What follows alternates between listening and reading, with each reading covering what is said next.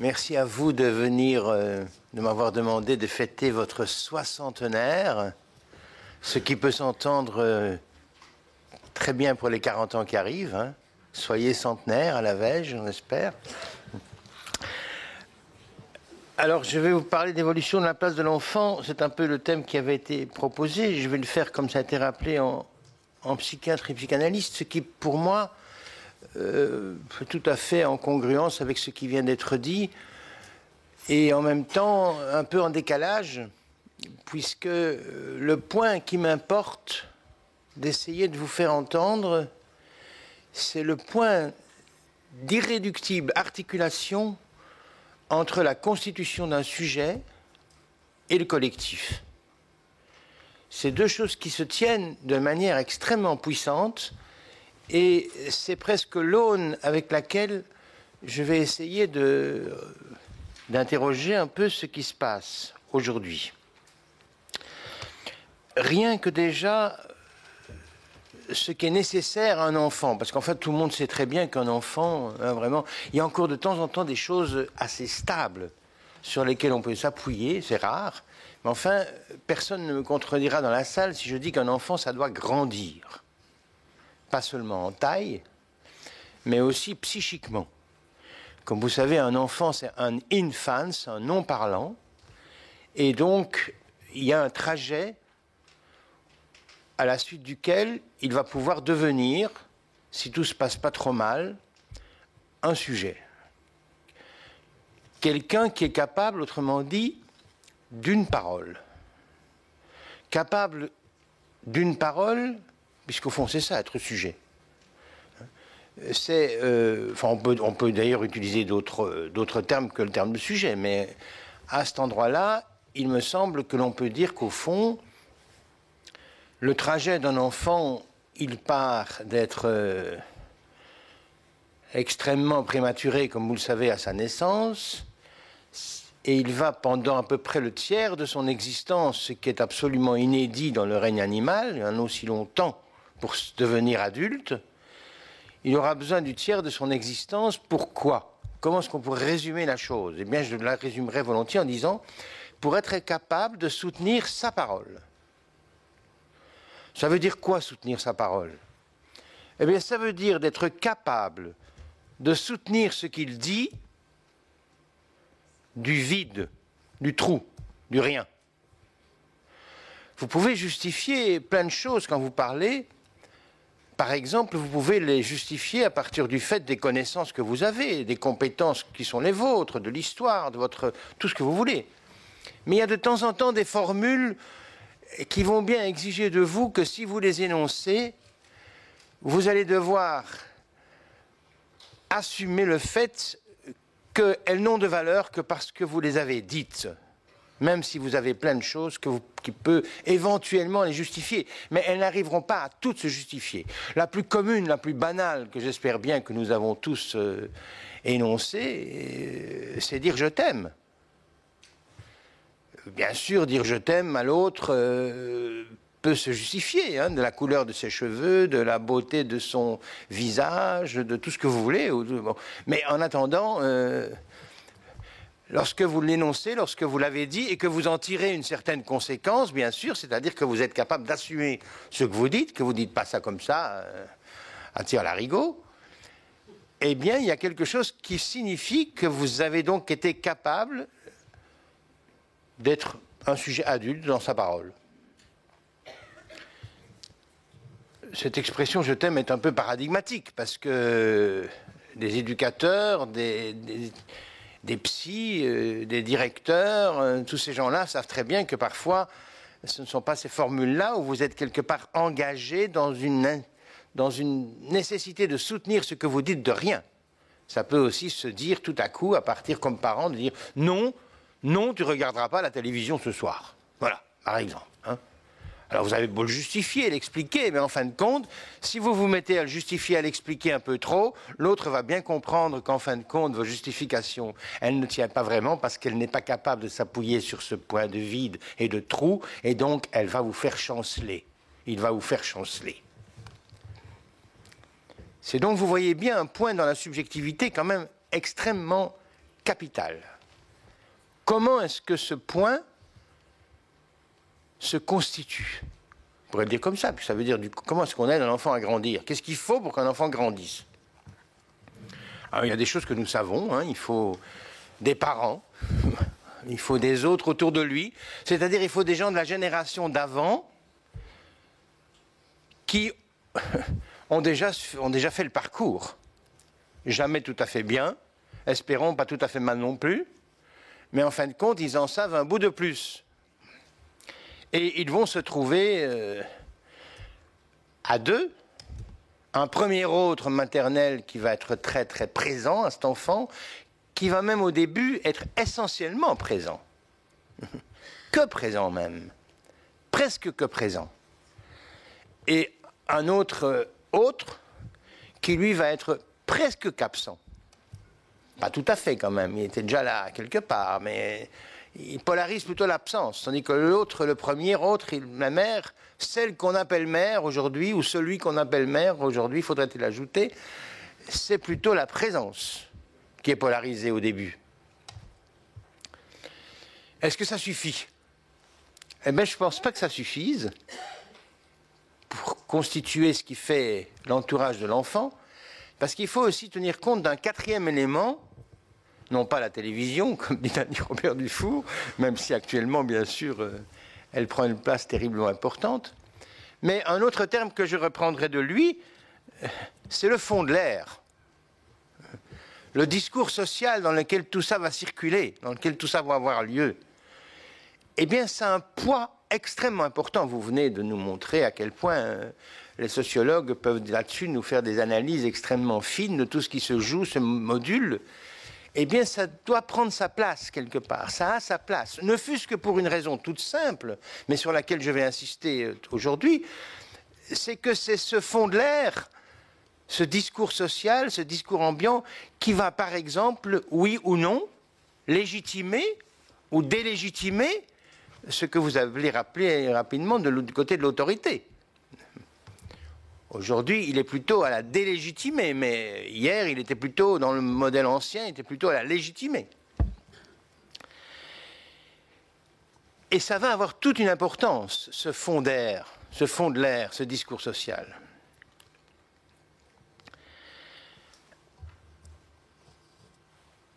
J'aime bien, je suis en train de lire un petit ouvrage que je trouve tout à fait passionnant, qui s'appelle un certain monsieur Reynal, je ne vais pas vous... milieu du 19e siècle, il a écrit un truc sur les naufragés des îles Auckland. Il raconte ce naufrage de son bateau, etc. Et il a une analyse tout à fait fine et intéressante pour dire le capitaine du bateau, quand il est sur le bateau, il a une autorité incontestée. Quand il fait partie d'un groupe de naufragés sur la plage, c'est terminé. Ah, vous riez, mais ça donne bien le ton de ce qui nous arrive. Hein?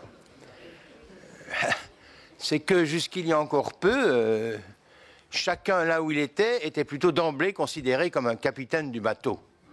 Eh bien aujourd'hui, là où vous êtes plutôt considéré comme devant vous occuper d'une bande de naufragés. C'est-à-dire que la légitimité n'est plus reconnue comme allant de soi. Ne fût-ce que pour des choses éminemment évidentes. Non, elle n'est plus reconnue comme allant de soi. Il faudra que vous allez pêcher dans vos ressources propres, justement dans votre capacité privée, singulière, de pouvoir vous appuyer sur rien, pour pouvoir encore légitimer une quelconque légitimité ou une quelconque autorité. C'est un bouleversement terrible, hein, mine de rien, qui résume d'ailleurs, qui est en relais avec tout ce que Dany a développé, parce que c'est la conséquence de toute cette évolution sur laquelle moi-même j'ai assez essayé de travailler. Je ne vais pas y revenir aujourd'hui, mais on en est presque là. Alors, pourquoi est-ce qu'il faudrait quand même asseoir quelque chose de cette autorité, de cette exigence à l'égard de la génération du dessous, à l'égard de cet enfant, pour l'aider à grandir? Eh bien, il me semble, parce que vu que notre spécificité d'être humain, c'est que nous sommes des êtres de parole, nous échangeons par la parole, nous sommes des êtres de langage. Je ne vais pas développer tout ça, les sourds-muets, ils sont inclus dans l'affaire, vous connaissez l'histoire, mais c'est quand même, et c'est pour ça d'ailleurs que nous sommes très intéressés par la démocratie athénienne, parce que c'est la première qui a reconnu que leur société allait s'organiser autour du règne de la parole. On va parler ensemble. C'est pas parce qu'ils étaient tous sur le même pied, c'est pas vrai. Les esclaves, les métèques, les femmes, tout ça n'a rien à voir. Il y avait uniquement 30 000 personnes qui dirigeaient tout et étaient entre eux, donc c'est pas ça. C'est pas tout le monde, c'est pas ça. C'est la parole, l'importance de la parole. On va régler nos différends dans la parole. Pour que cette dimension de la parole puisse être mise en place chez un sujet, vous devez assumer deux choses. Deux choses, mais elles sont énormes. C'est pas beaucoup, mais c'est énorme. La prévalence de l'absence sur la présence. Il n'y a pas moyen de faire autrement. Et la prévalence du collectif sur le singulier. Ça, c'est un peu débile de le dire comme ça, mais je vous assure, ça tient bien la route, hein, quand on y réfléchit. L'absence sur la présence, c'est indispensable, parce que c'est notre particularité d'être humain que d'être capable de langage, donc de dialectiser l'absence et la présence, et comme je vous l'ai rappelé tout à l'heure, au début de la naissance, c'est la présence qui est là, et petit à petit, il va bien falloir que l'enfant intègre que même si la chose est présente, elle lui est quand même fondamentalement absente. Elle lui échappe.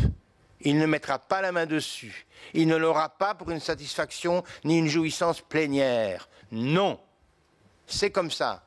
C'est une contrainte puisqu'il doit en passer par le système langagier qui est le sien et il ne peut pas y couper à ça. Et la langue, qui est la modalité par laquelle nous échangeons, vous ne l'avez pas inventée. Il n'y a pas de sujet autonome dans la langue.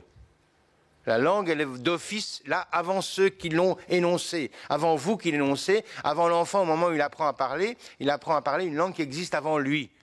Donc il y a bien quelque chose qui vient indiquer que du collectif prévaut sur cette petite existence royale de sujet.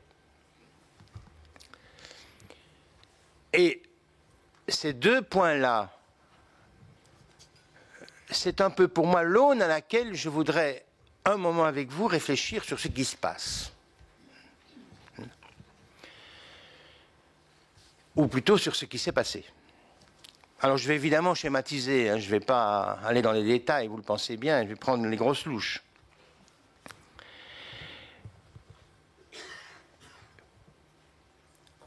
Pour aider l'enfant à être capable de parler à partir de son vide, de son trou, du rien, figurez-vous qu'il faut l'avoir, je vais oser le mot, contraint,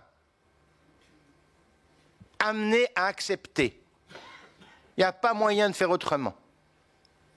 Il faut l'avoir contraint à faire sa place prévalente à l'absence et au collectif. Ces deux forces, aujourd'hui, il y a deux forces aujourd'hui qui semblent se conjoindre pour mettre à mal complètement cette exigence, voire même pour aller complètement à rebours. Et ces deux forces, c'est quoi? C'est ce que j'appellerais l'égalitarisme démocratique, et je vais vous expliquer pourquoi, et deuxièmement, le fonctionnement néolibéral. Ces deux forces, alors là, ce serait des discussions avec Dany qui vont sûrement avoir lieu, pas d'office, à mon avis, congruentes, d'ailleurs tu l'as déjà fait entendre aussi, mais plutôt qui sont venus se mixer, se mélanger, se conjoindre avec ce que tu as appelé d'ailleurs à mon avis passage du capitalisme ancien au capitalisme, bon, au nouveau capital, bon tout ça, je ne vais pas entrer dans tous ces détails-là, je veux simplement faire émerger quelque chose de très précis. Alors, il ne s'agit pas non plus ici, contrairement à ce que vous pourriez penser, d'un combat contre l'égalité, ni contre la démocratie. Je m'inscris plutôt comme, s'il vous plaît, faisons attention à ne pas scier la branche sur laquelle nous sommes assis. La délégitimation dont je vous parlais tout à l'heure, liée à cet exemple du capitaine de bateau, c'est celle qui évidemment résulte du changement, du passage d'une société théologico-politique pour aller vite à une société dite démocratique. Tocqueville avait bien donné une phrase que je trouve extraordinaire, de lucidité. Il avait dit « Le désir de l'égalité devient toujours plus insatiable à mesure que l'égalité est plus grande ». Ben oui, j'ai entendu il n'y a pas longtemps à la radio belge, à propos du prix de l'essence, qui vous concerne aussi si je ne m'abuse, que quelqu'un demandait qu'il fallait introduire des coefficients de différence entre le nord et le sud, parce qu'au nord, chez nous en Belgique, il fait plus froid qu'au sud. Alors forcément, il y avait une inégalité dans la façon dont vous payez le prix de l'essence. Et on voit qu'on pourrait comme ça faire pulluler les vœux d'égalité, on n'en sortira pas. Il y aura toujours moyen de montrer que ce n'est pas tout à fait égal. Et forcément, d'ailleurs, que vous et moi, pour le moment, on n'est vraiment pas très égaux. On peut continuer comme ça, puisque je parle tout seul, vous ne dites rien, vous voyez un peu où on va. Bon. Mais on n'arrêterait pas. Donc les principes d'une force égalité, d'un vœu d'égalité sans limite, est évidemment quelque chose, paradoxalement, de mortifère et de destructeur. Mais vous allez voir que ça a des conséquences sur l'enfant, justement. C'est en ça que ça m'intéresse aujourd'hui, et pas plus loin que ça. Alors, le fonctionnement néolibéral, je ne vais pas déplier ici ces choses-là. Ce sera fait dans un ouvrage suivant. Vous pouvez déjà aller consulter certains ouvrages existants, dont celui de Nanny Robert Dufour sur la cité perverse. Mais enfin, 2-3 mots. L'objet sans cesse appropriable ne vous donne pas facilité pour avoir la notion de l'absence qui prévaut, évidemment. La tyrannie de l'urgence et la réponse immédiate dans laquelle vous êtes ne vous laissent pas beaucoup d'espace pour percevoir que l'absence est au cœur de la présence. Le mouvement incessant, Paris bouge, ou bougez bien, ne vous pas tout à fait percevoir que la temporalité n'a rien à voir avec votre agitation, sauf si vous êtes justement un peu hyperkinétique, ce qui arrive aux meilleurs d'entre vous, comme vous savez. Je pense à la génération précédente, bon. À l'homme aux vérités successives. Pas non plus jouer. Enfin, toutes ces choses-là, on peut les développer, les déplier. Il faut le faire d'ailleurs, mais je veux dire que c'est évident que si vous prenez les deux critères que je vous donne, même le seul, celui de l'absence qui doit prévaloir sur la présence, le modèle néolibéral vient plutôt abraser cette confrontation qui doit passer par les tripes du sujet enfant, pas seulement lui faire la morale ni les leçons, pas ça du tout. Il faut qu'il l'éprouve, il faut qu'il le supporte, il faut qu'il ait autour d'à côté de lui des gens qui soient à même de lui dire qu'avec ça on peut vivre et même que c'est en faisant ça qu'on peut réaliser des choses. C'est ça qui est essentiel. Il a besoin là de gens autour de lui, il a besoin d'une génération du dessus capable de lui témoigner que non seulement c'est pas mortel que de supporter que l'absence prévale sur la présence, mais qu'en plus de ça, c'est notre arme pour être capable, à partir de cette introjection d'une dimension symbolique, de faire des choses tout à fait étonnantes, comme le fait de nous réunir aujourd'hui. Donc c'est vraiment capital. Il faut qu'il rencontre à cet endroit des gens qui soient capables de soutenir ça. Alors, l'effet de délégitimation dont je vous ai parlé, joue évidemment sur la capacité aujourd'hui de pouvoir tenir cette place différente. Mais, comme on l'a déjà évoqué, des parents en grande difficulté pour encore oser la tenir, ou pour encore la soutenir. Alors là, nos raisons de sociologue et de psychanalyse ne vont pas être les mêmes. Parce que si vous pensez que c'est parce que les gens n'y parviennent plus, moi j'ai déjà l'impression que nous sommes déjà à la 3e génération, c'est-à-dire que nous avons déjà affaire à une génération de parents pour qui cette prévalence de l'absence sur la présence ne s'est pas faite en leur propre histoire et construction subjective. Et donc, du coup, ils se trouvent très, très mis à mal lorsque tout à coup l'enfant vient les interpeller là-dessus, leur demande comment ils font. Eh bien, eux qui ont déjà louvoyé avec l'affaire, ils ne savent évidemment pas très bien de quel droit est-ce qu'ils vont assumer cette parole qui va se soutenir de rien, justement. Ils n'ont pas ça dans leur arsenal psychique, on pourrait presque dire. Ils savent comment il faut faire, comment il faut fonctionner, comment il faut zapper, comment il faut y aller. Mais de là à soutenir de temps en temps la chose de rien, tout va être bon pour essayer de l'éviter. Donc, de faire entendre à l'enfant que c'est évitable, contrairement à ce qu'il devrait lui faire entendre. Et donc aussi, de lui donner des armes pour récuser du coup la légitimité d'avoir à le contraindre à donner de la place prioritaire à l'absence. Et donc on est pris dans une escalade assez fine où l'enfant aujourd'hui se donne des libertés qu'il y a encore 50 ans, jamais on n'aurait accepté qu'il se donne, de dire mais t'as pas à m'imposer ça. Hein, non. Et les parents, manifestement, Marc Chadon, quelqu'un m'avait très bien fait remarquer récemment qu'aujourd'hui un enfant qui est aux études et qui malheureusement rate son année ou un échec, c'est formulé par les parents comme mon fils a un échec, mais il a un recours. Il n'y a même plus de césure entre il a un échec, 3 petits points, mais c'est vrai qu'il est en recours. C'est immédiat, ça se suit comme une ligne. Autrement dit, il n'y a pas d'échec. Bon. Puisqu'il est déjà en recours. Alors, qu'est-ce que ça fait comme effet? Eh bien, cela fait comme effet, figurez-vous, que... Alors, c'est un paradoxe, parce que l'enfant est nié comme enfant dans l'affaire. Au fond, il me semble que la ligne dans laquelle, la force dans laquelle on est aujourd'hui emporté, c'est l'idée selon laquelle si on avait des enfants qui étaient déjà des adultes, ça nous permettrait de ne plus devoir l'être nous-mêmes. Ça nous mettrait à l'abri de leur haine, de leur violence à notre égard. Si on parvenait à faire un deal à propos de l'absence, ça serait quand même tellement mieux s'ils comprenaient ce qu'ils ont justement le temps de l'enfance à devoir comprendre. Alors si c'était déjà fait, évidemment, on serait tranquille nous-mêmes. Bon. Il y a quelque chose comme ça qui est en train de... Au fond, il n'y a plus personne aujourd'hui qui veut être le méchant, qui contraint, non pas à faire comme il le veut, mais qui contraint à faire que soit pris en compte que lui aussi déjà est soumis à cette loi de la prévalence du collectif et de la prévalence de l'absence. Et donc qui n'a d'autre possibilité que de transmettre cette condition humaine qui n'est pas la plus heureuse, comme vous savez, loin de toutes, mais enfin qui n'est pas non plus la pire, si on l'utilise avec un certain intérêt et avec une certaine judiciosité.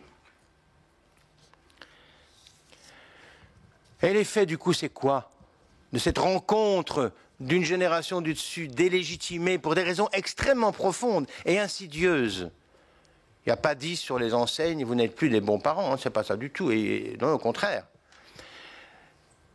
Et cette rencontre entre cet enfant qui a perçu que la génération du dessus n'est plus tout à fait capable de tenir à cet endroit-là, ou en tout cas est en difficulté, et donc qui se donne le droit d'en profiter pour éviter, mais lui c'est son droit au fond, c'est logique dans son évolution, d'essayer de ne pas devoir se faire à cette condition. La rencontre de ces deux-là, un peu, ça vient lui laisser l'illusion de grandir, de pouvoir grandir, sans qu'il ait à traverser ce qui est nécessaire pour être adulte. Ça le met donc dans une situation, comme Lacan l'avait déjà dit, d'enfant généralisé. Il peut rester enfant, autrement dit. Je ne vais pas développer ici la clinique que cela introduit, cela prendrait trop de temps, mais vous savez bien que c'est celle-là que nous rencontrons. Et elle se retrouve à plein d'endroits aujourd'hui, pas nécessairement dans les institutions, elle se retrouve un peu partout. Il faut d'ailleurs savoir que ça veut dire, sans les capacités de faire face à ce qui est sa condition. Il n'en a plus les capacités du coup, cet enfant. Il est mis à mal avec cela. Ça donne une sorte de faux adulte, de pseudo-adultes, que nous rencontrons d'ailleurs même dans la clinique la plus individuelle, où nous rencontrons des gens qui sont par exemple très très habiles à leur boulot, etc., mais qui dès qu'il s'agit de parler un tout petit peu de leur intimité affective sont d'une incapacité totale. Ils n'ont pas d'histoire, ils ne connaissent rien de leur évolution, mais par contre, pour ce qui est d'être manager dans leur entreprise, ça fonctionne vachement bien, hein. On a donc affaire à un sujet, souvent aujourd'hui, qui n'a pas réussi à faire ce trou. Et qui, du coup, en revanche, le prix qu'il paye, mine de rien, est fort. Parce qu'au lieu d'avoir la possibilité de refuser, d'accepter, de consentir vraiment, ou au contraire de ne pas prendre, il se trouve pris à la gorge, on pourrait dire par en dessous, scotché, addicté, absorbé, happé. Et la réponse qu'il a n'est plus quelque chose de désirant, mais c'est plutôt quelque chose d'une jouissance dont il ne parvient plus à, ou d'une exigence pulsionnelle qui a été celle du temps de la présence, qui n'est pas transformée par ce qui aurait dû la transformer lorsqu'a été assumée la prévalence de l'absence. Autrement dit, c'est un sujet où la subjectivation n'a pas vraiment eu lieu. C'est ce que j'appelle moi les sujets absents à eux-mêmes. Ils sont là, on en rencontre beaucoup dans les écoles, je trouve, c'est ce qu'on me dit en tout cas. Ils sont là, ils font ce qu'il faut, mais ils ne sont pas vraiment là.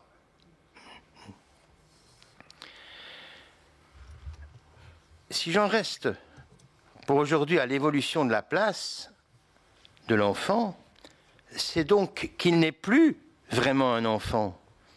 Il est en quelque sorte adultifié. Et paradoxalement, il est précocement adultifié, et paradoxalement, il est comme abandonné à lui-même. C'est-à-dire qu'il se trouve dans une position que j'appelle d'abandon intrafamilial. C'est paradoxal. Là où il pouvait compter sur ses parents pour essayer de l'aider à canaliser cette affaire, de ce travail, mais souvent il se retrouve laissé livrer à lui-même. De par les évolutions de la structure du social qui ont comme contaminé ses parents et qui lui ont épargné le travail qu'il avait à faire pour vraiment grandir dans sa tête. Freud parlait de quelque chose de tout à fait amusant parce qu'il parlait de la nécessité de construire à l'enfant des digues pour pouvoir supporter les exigences pulsionnelles. C'est une jolie formule pour faire entendre justement qu'il y a une différence entre l'exigence pulsionnelle qui veut la présence à tout prix et qui est un peu ce que l'on ne peut que fournir à l'enfant au tout début de son existence, et où la mère elle a un rôle prioritaire à partir des soins qu'elle lui donne, bien sûr, pour arriver à assumer petit à petit la notion de la prévalence de la présence, où, de ce fait, si le travail a été fait, il y a comme la possibilité pour l'enfant de faire appel en son psychisme propre à ces digues qui lui permettent de ne pas exiger de la part de son univers d'adulte ce qu'il exigerait comme s'il était encore un enfant. On retrouve au contraire aujourd'hui pas mal de sujets qui exigent comme des enfants alors qu'ils sont adultes. Alors, vous allez me dire, parce que je comptais un peu sur le fait que mes prédécesseurs allaient certainement déborder, je me dis je vais ramasser mon temps, donc je ne vais pas dire beaucoup plus de choses, mais je vais quand même dire 2-3 choses en plus. Parce que 3 points pour finir. Non, ça j'avais prévu, 3 points pour conclure. Est-ce que notre société a conscience de ce que je vous dis? J'en suis pas sûr du tout. Je n'en suis pas sûr du tout. Et la raison simple pour laquelle je n'en suis pas sûr du tout, c'est que je suis vraiment étonné que nous sommes embarqués aujourd'hui, par exemple, avec ce terme de notre novlangue, il faut l'appeler comme ça, de parentalité. Alors je peux commencer à être un défenseur du modèle ancien des parents ou de revendiquer à tout prix, de m'opposer à ce terme. Ce n'est pas dans ce terme-là que je veux penser les choses. Je voudrais simplement vous amener à repérer que pour qu'il y ait assomption par un enfant de cette prévalence de l'absence sur la présence, il faut qu'il y ait consentement à une prévalence. Pour qu'il y ait consentement à une prévalence, il faut quelque part qu'il rencontre dans les faits, et pas dans les mots, et pas dans la théorie, et pas dans la pédagogie, dans les faits, dans l'usage concret et quotidien de ceux qui l'entourent, de comment ils font avec cette prévalence. Eh bien, figurez-vous que le modèle d'hier, dont je ne vais pas du tout faire l'apologie, mais je ne supporte pas non plus qu'on fasse comme s'il n'avait rien produit. Le modèle d'hier, le fameux modèle patriarcal, qu'on ne supporte pas beaucoup d'évoquer sans se faire du tout taxer de ringard et de vieux machins obsolètes. Bon, je le prends donc pour moi.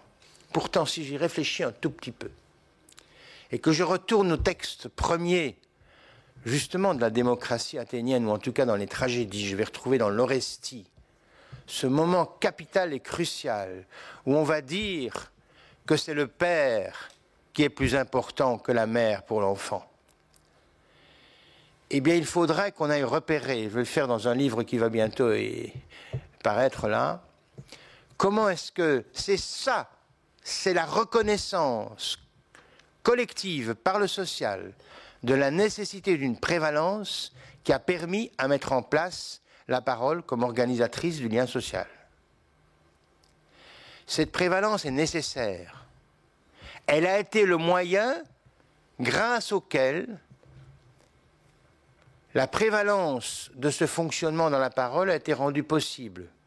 Évidemment, c'était un moyen limité, puisqu'il se faisait aux dépens des femmes et aux dépens de plein de choses, et que ça n'est plus du tout notre modalité de fonctionnement, nous en sommes bien d'accord. La grande révolution d'ailleurs qui a lieu dans les familles, c'est quand même que père et mère aujourd'hui se trouvent en position d'égalité virtuelle à l'égard de l'éducation et de la vie de leurs enfants. Et c'est quelque chose à quoi je pense qu'ici personne ne va vouloir revenir en arrière. La question n'est pas de cet ordre-là. La question est du coup beaucoup plus fine.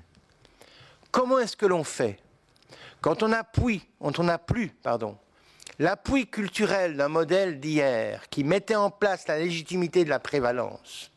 Comment est-ce qu'on fait pour à la fois se confronter à une égalité homme-femme comme père et mère, et en même temps pour introduire la nécessité de cette prévalence? Comment est-ce qu'on fait avec ces deux leviers-là qui sont contradictoires d'une certaine manière? Et je pense que c'est ça l'enjeu de l'actualité. Ce n'est pas le fait de dire « il n'y a plus la prévalence modèle d'hier, on en est terminé », c'est de reconnaître que père et mère se trouvent sur le même pied aujourd'hui, grâce à toute l'évolution de notre société, mais que le fait de se trouver sur le même pied dans cette égalité virtuelle ne vient pas les libérer d'une légitimité à devoir reconnaître qu'il y a prévalence de l'absence sur la présence, et que donc il y a une légitimité à la prévalence. Et donc la question devient comment dans chaque couple s'organise la prévalence de l'absence avec deux sujets qui, bien que n'étant justement, heureusement s'il vous plaît, pas les mêmes, sont pourtant à pied d'égalité. Vous voyez que c'est une extrême complexification de l'affaire. Ce n'est pas du tout quelque chose à quoi vous aurez la réponse tout de suite, là. Par contre, ce que l'on constate, c'est que beaucoup jettent l'éponge. C'est pour ça qu'on divorce ou qu'on se sépare aussi vite aujourd'hui.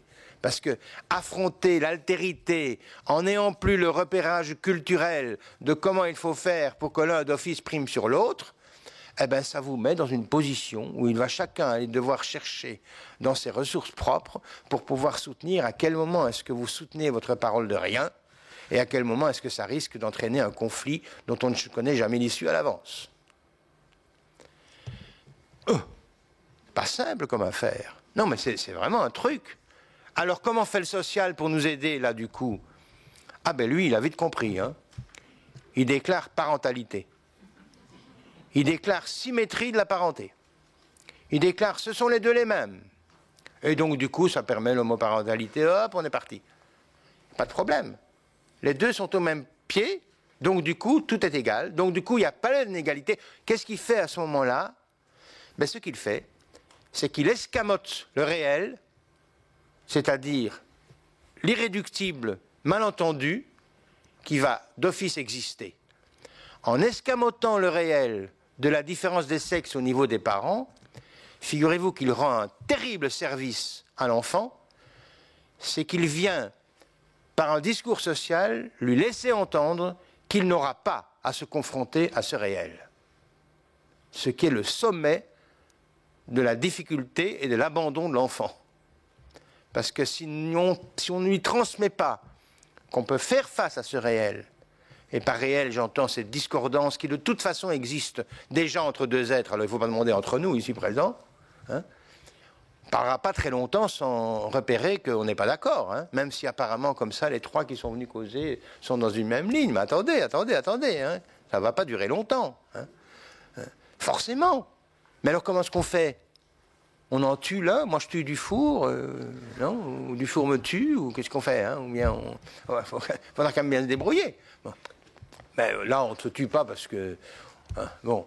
Mais enfin dans les couples, comme vous savez, ça arrive parfois. Ou des équivalents en tout cas. Hein? Confusion sur la discordance précisément. Me permet de parler parce que oui. tout à l'heure vous avez, en plus, vous êtes moqué de notre situation, hein, qui était celle de devoir se taire. C'était quand même un peu délicat. Puis d'autant que je n'ai pas bien compris de quelle classe vous parliez, si c'était en tant que psychiatre ou en tant que psychanalyste, mais pas non plus, je n'ai pas très bien compris. Je parle en tant que Jean-Pierre Lebrun, si vous le permettez.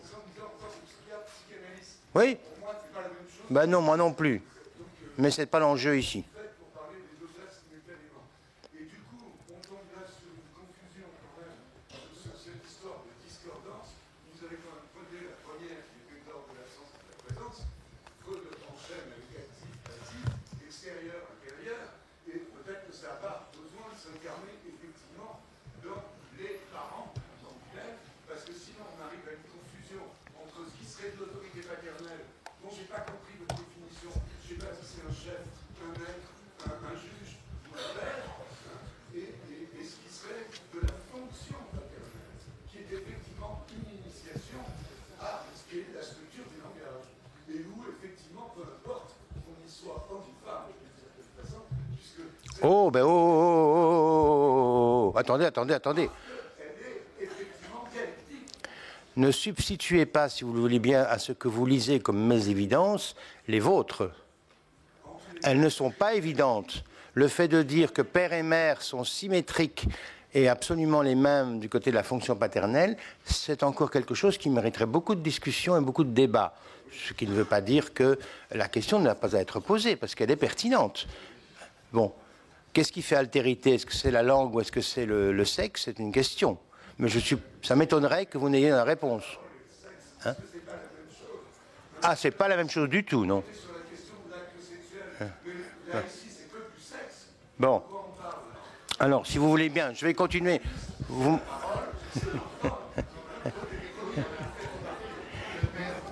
Si vous le permettez, je vais quand même continuer ce que j'ai à dire, parce que j'avais 3 points que je voulais développer. Donc le premier, c'est que je trouve que le discours social actuel, d'une certaine manière, il va falloir étudier la façon dont il met en place dans sa langue l'escamotage du réel auquel il faut quand même que nous puissions faire face si nous voulons aider un enfant à grandir.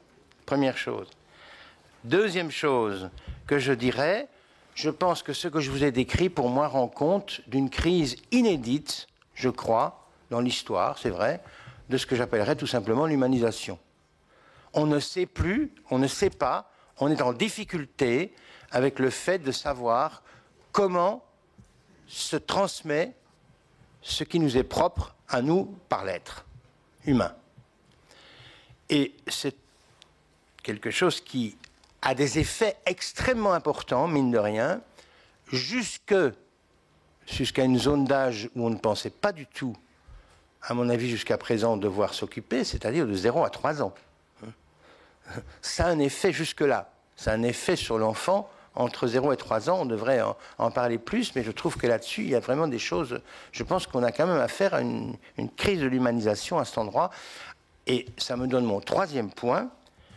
Je voudrais bien, si vous le voulez quand même, ne pas du tout que vous le lisiez comme une sorte de nostalgie de quoi que ce soit, mais au contraire, d'une extrême vigilance à avoir à l'égard de comment nous allons riposter à ce genre de choses, comment nous allons faire pour prendre en compte cette évolution à laquelle personne ne peut quoi que ce soit, il faudra faire avec cela, mais comment est-ce que du coup, toute une série de questions vont sans aucun doute se reposer à nous sans que nous ayons les repères culturels pour pouvoir y faire face. Parce que nous ne les avons pas encore, parce que nous ne les avons pas encore reconstitués, parce que nous avons perdu ceux qui avaient fonctionné pendant tout un temps, et nous n'avons pas encore sous la main ce qui nous permet d'exactement nous mettre ensemble autour d'une tâche pour arriver à aider justement cet enfant à grandir.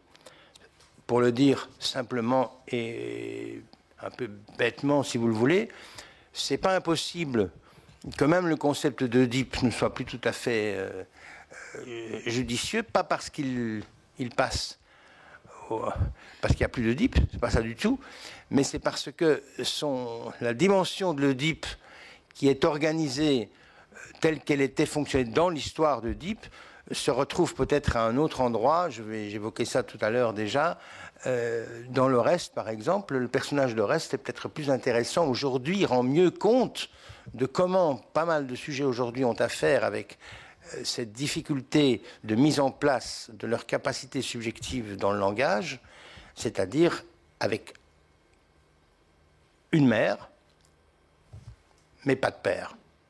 Eh bien, comment est-ce qu'on met la barre sur l'autre quand il n'y a plus la possibilité de faire appel à ce tiers? C'est tout à fait quelque chose à quoi nous allons devoir travailler. Je vous remercie beaucoup pour votre attention.